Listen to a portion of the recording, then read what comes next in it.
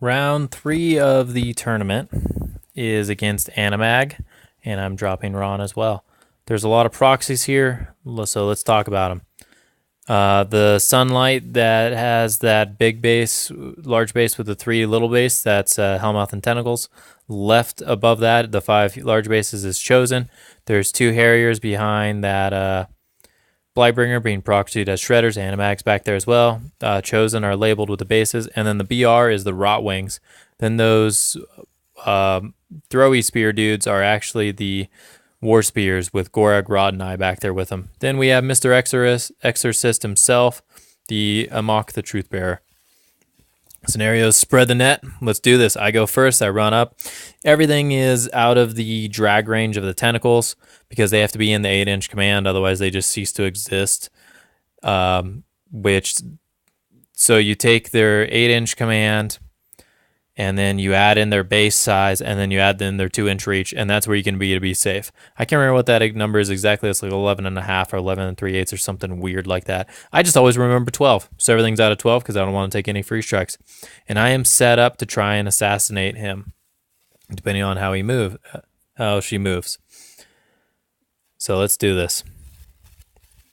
Anamag is back there, and you can barely see her. Right behind the Blightbringer, up there by the spikes, there's a Harrier to the right and a Harrier to the left, and some tentacles and stuff. Moving my little thing around. So, this is a hard lesson with Rahn. It's a lesson everyone should kind of be aware of, because if not, it's just something that happens. Between how these Rahn assassination runs start, Chimera goes really far forward, gets TK'd. Caster then gets TK'd once it's turned around. Helios tramples up, drags the caster 9 inches, and then once it's been pulled that far, battle mages take it the rest of the way, clear what they need to, and they drag it all the way to Phoenix's waiting arms if it's not dead from the drags. That's how the assassination run works. When you're playing into Rahn, that can just pretty much auto-win unless you stay back in your deployment. Not auto-win, but good odds of it winning. There's a lot of flexibility, a lot of power in it, and a lot of really weird things it can do, like force hammering. And, like if I had been thinking about it correctly, I should have taken this tentacle and TK'd it and then slammed it over the top of Anamag and then TK'd Anamag. I had to do a force blast, though, on that tentacle right there using the Chimera so that it wouldn't be engaged, because the Chimera could only go so far. Unless maybe I shot it with the Phoenix. That would have been the better assassination run. But anyhow, what I did is Chimera went up there, stood right next to that tentacle. Tentacle got force blasted away. Rahn then TK'd Anamag. I should have done the whole force hammer thing. That sounds so much better. This is where Eilish's Puppet Master became amazing.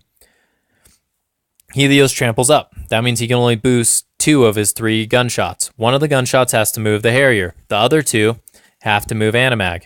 Anamag turned around as defense 12. Harrier is 13. So, I'm going to have to roll a 7 on 2 dice, but Eilish's Puppet Master makes it actually okay.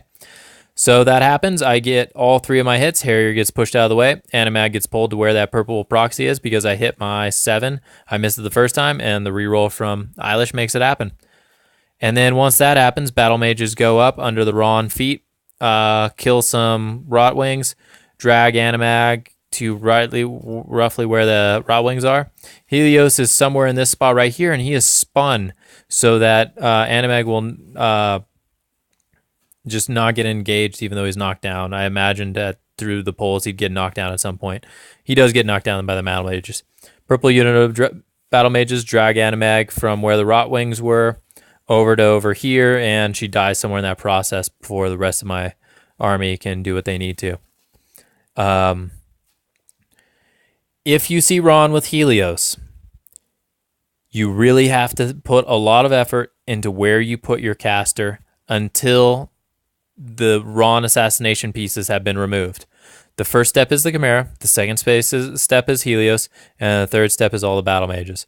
You have to start removing those steps, and then your caster can actually come out and play the game. There's only one safe place on this board. She got the right side, There's only one safe place on this board where Rahn can't do his crap. You take that Blightbringer, you put it base to base with that forest, so that it's the forest and Blightbringer are blocking line of sight, and you've got a whole concave around Anamag, and Anamag can sit 2 inches away from the forest. So even with a TK, I can't TK her into the forest, and that's how you keep her safe. Because then, if Chimera does by some miracle get over there, which, spoiler alert, I will get the Chimera there, I can't, even with a TK, I can't get the Anamag into a spot where Helios can drag it the rest of the way. So the assassination run doesn't happen. Then I'm having to play an attrition game against Choosen, which doesn't feel great. Like, I don't want to play an attrition game against Choosen. If I did, I would ignore those Choosen on the left, and I would just try and kill as many of those Choosen on the right and War Spears and Hellmouth as I could. I think that's way over ambitious, but that's what I would try to do. And just try and buy time so I have another potential turn of assassination. Maybe score some scenario. Stuff like that. Not crazy about it. But yeah, I got the assassination run. So Eilish really making his points in this list. I really like him as an addition. He has helped me several times now with particularly Helios, adding reliability to my Rahn list. And that honestly feels great. I really like him. I think 4 units of Battle Mages is really awesome, but I think I can get away with playing 3 and feel great about it. I'm not set on the second unit of Arcanist unit. They might become an Artificer, because then I can force or Magno Bolt champions out of formation, and I think there's a lot of value in that. But usually Phoenix and Helios go to completely different spots on the map, and it's kind of nice just having an Arcanist unit follow them around. Because Elara 1, I can just camp with her, and she's almost always safe, and that feels good. And yeah, this is what that looked like. That's where Anamag ended up and died. Reasons and stuff. Also, we just started moving stuff around. I was moving that Blightbringer to show her what I meant by the safe place to put Anamag. Yeah, that's that third round of the tournament.